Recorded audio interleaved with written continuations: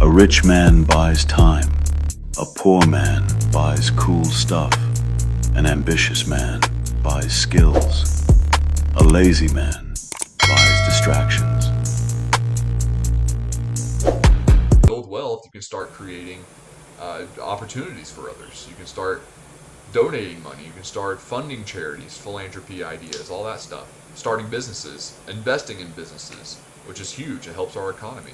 If there are more wealthy people, and people are taking charge of their personal finances, they would help out the economy more than a poor person with a bad money mindset just constantly complaining. And of course, you can create opportunities, job opportunities, more business ideas, helping people go to college, whatever it might be, protecting the environment. So many different opportunities once you build wealth, and you're buying yourself time too. You now have secured your financial future, and you're free. You don't have to worry about paying debt. So how do we change this mindset? Y'all are probably thinking, well, Jack, this is good and all, but how exactly do we change this mindset? Well, there's several habits that I want you to start trying today, or as soon as you can, and write these down too, so it helps you focus on what you need to do. First of all, know that you are in control of your life and your money choices. Just because you grew up in a poor family or a family that didn't talk about money or whatever, that doesn't matter. That no longer matters to you, because now you are in control of your money, and you need to know that your money choices are your decisions alone. Understand that taking control of your habits takes work and effort. I can't stress this enough. It's not just going to happen. I can't remember who quoted this, but taking control of your personal finance life, 80% of it is your behavior and attitude. 20% of it's just the knowledge of knowing, investments and budgeting and all that. So 80% of it, if you can do that, that's the work and effort. That's the positive attitude. So it's going to take work and effort. It's not going to just appear. You have to spend time actually trying to do this and changing your life. Make sure you give yourself praise for the small wins. This is huge. Recognize the incremental changes. You wrote down a budget. Awesome. Give yourself a win. Go out to eat a little bit. Splurge just a little bit here. Don't blow all your money on something crazy, but enjoy it. Have a little party. Set goals. And I'm going to talk about this more too in the next couple slides. Set goals that you want to achieve and commit to them. Give yourself some grace during the good times or the bad times. So if something happens, if you slip up, you accidentally impulse buy something, or you make a poor investment, don't just spiral out. Give yourself some grace. Say, okay, I messed up. This is how I'm going to fix it. Eliminate distractions and negativity in your life. This is huge. If you're on social media, I've eliminated all my social media. But if you're on social media, it can be used for good, so I won't get into that debate. It can be used for a positive. But if you're following somebody or something's popping up in your feed that's distracting you, that's bringing negativity in your life and hurting your money mindset, eliminate it. Don't follow that person. Ignore them. Even cut that person out in your real life too. If you have somebody that's negative in your life, it's saying, "Oh, well, you always will be in debt. You will never make enough money," then cut that person out. They're not your friend. You need to get people in your corner that will support you. And stay on your path to success. So it kind of goes with that one. Stay on your path. And do not compare. I just mentioned social media. Do not compare. Don't compare yourself to others. Know that you are enough, and everyone's life and situation is different. So just because you see something on Instagram and someone's spending a lot of money or traveling a ton or whatever, you don't really know what's going on behind the screen and behind their keyboard or whatever. So understand that's their life, and that's okay. You just got to do what you got to do. Stay on your path towards success. So creating goals. And creating goals is important. I like going over this because a lot of people get confused with how exactly do I create a goal. You need to make sure you have short-term goals like a month, less than a year, mid-term, year to 3 years, and long-term goals, 3, 5, 10 years plus. What are your financial goals? What do you want to achieve? Write these down. They need to be quantifiable and specific goals too. You need to be able to define these goals. Write them down. They need to be quantified. What I mean by quantifiable is they need to count towards something.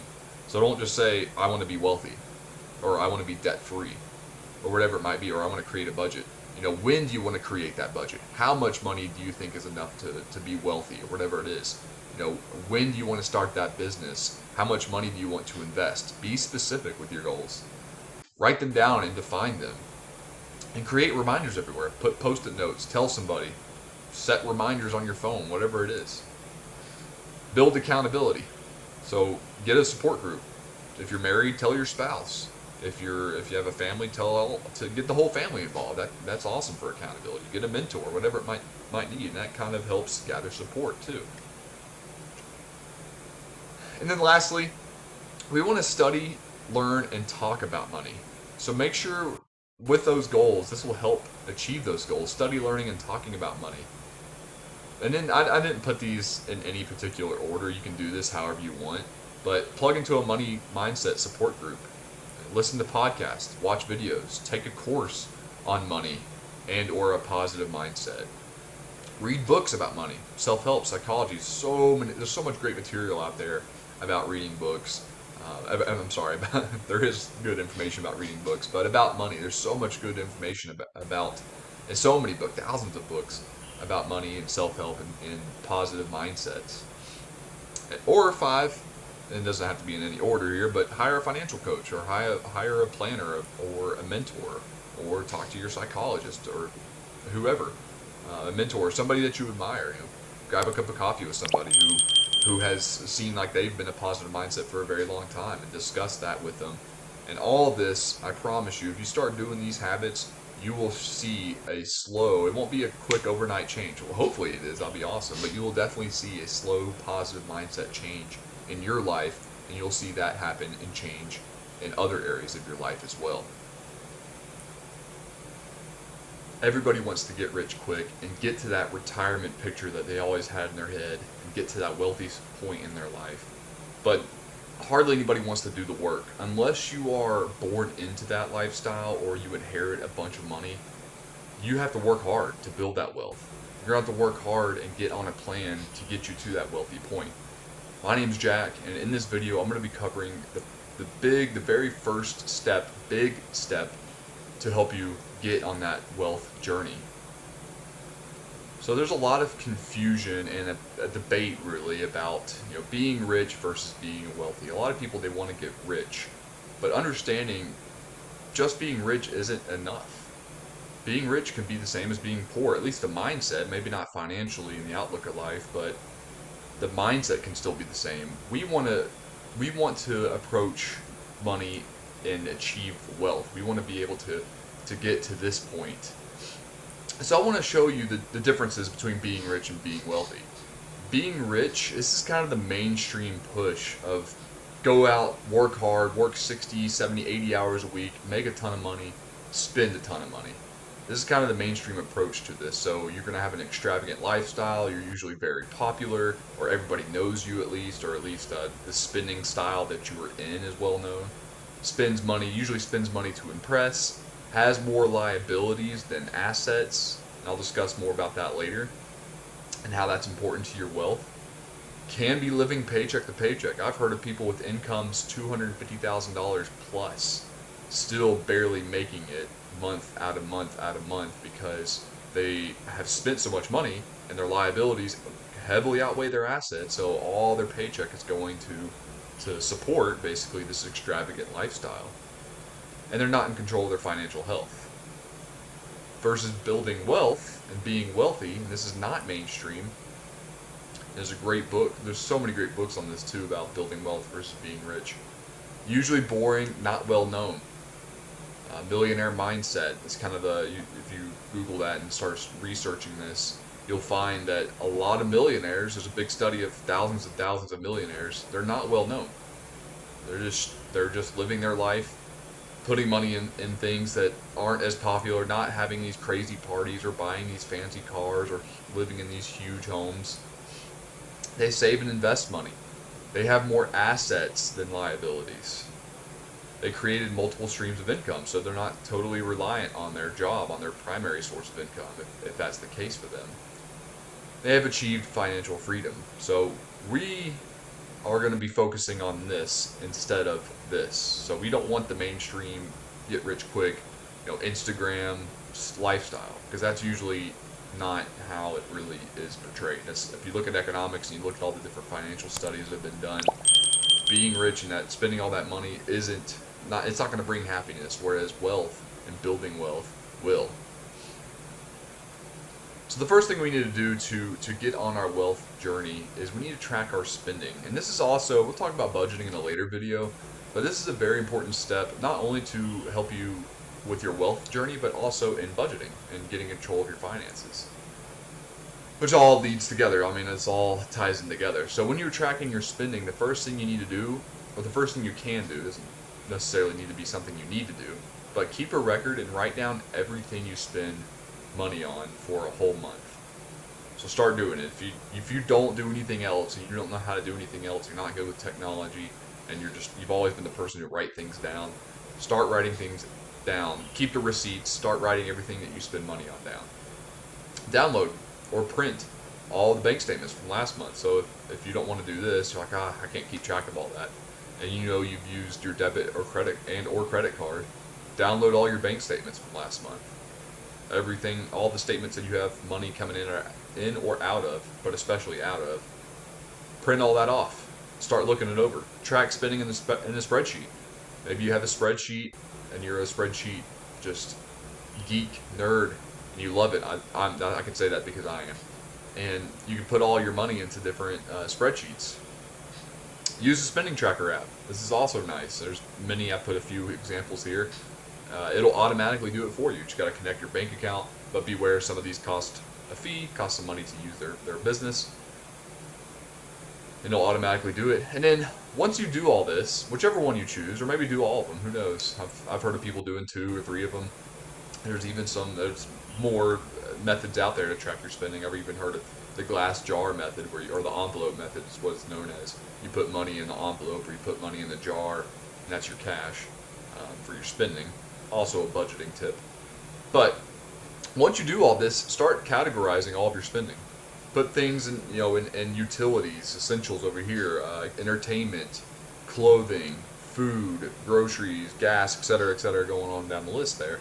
You want to start categorizing that because you want to see where are you spending money. Because once you do that, once you start tracking your spending, you can start finding areas of spending that you can eliminate today. You'll be surprised. You'll be shocked. Like, oh my gosh, I spent $300 on gas, or I spent $200 on clothes last month, and I really didn't need any clothes. Or maybe we went out to eat too much. Or maybe I can really start cutting down my groceries. Or maybe we can turn the air conditioning up 1 more degree and save on utilities, because I get kind of cold. So start looking at things that you can start eliminating. And we'll talk more about this too in a later video when it comes to budgeting. And lastly, why we are tracking our spending is because we want to make sure that we are focusing on our wealth building mindset. So we want to be able to generate a personal balance sheet. And if you've ever done a business balance sheet, this is very similar. The ins and outs, basically. And this is how it looks. On the left column, we have our assets. So this is money. Assets are things of value that brings value to us, and we don't have to pay money to. So assets, any cash you have on hand, money that you have, any bank accounts that you have money deposited in. If you have a cash value life insurance, include that. Current value, all investments, property that you own, cars, real estate, recreation vehicles, etc. And add that into the total column and get your total assets. And then come over here to the liabilities column. And this is all the money that you owe. These are things that you owe money on, and it's money that is going to leave you at some point in your life. So mortgage, rent, car loans, student loans, any kind of loans, outstanding credit cards or balances or other personal loans, any unpaid bills, unpaid taxes, unpaid medical bills, etc. Anything that you owe money on. I'm probably forgetting a few things in these lists, but anything that you owe money on, put into this column and add it up, and you have your total liability. So how we figure out net worth, and this is so fun because this is the net worth definition. Total assets minus total liabilities equals net worth. Now all this is the current value of your total assets or total liability. So all this can change, and we're going to talk about time value of money because of different interest rates and everything that's going on. But when you're doing this is the current value of your total assets, current value of your total liabilities, and that equals your net worth. So now you have a good starting point to start building towards wealth, to start generating more wealth. You're tracking your spending. Over this video we talked about how you can track your spending, and we started focusing on, where can we increase our assets and where can we lower our liabilities to find our net worth.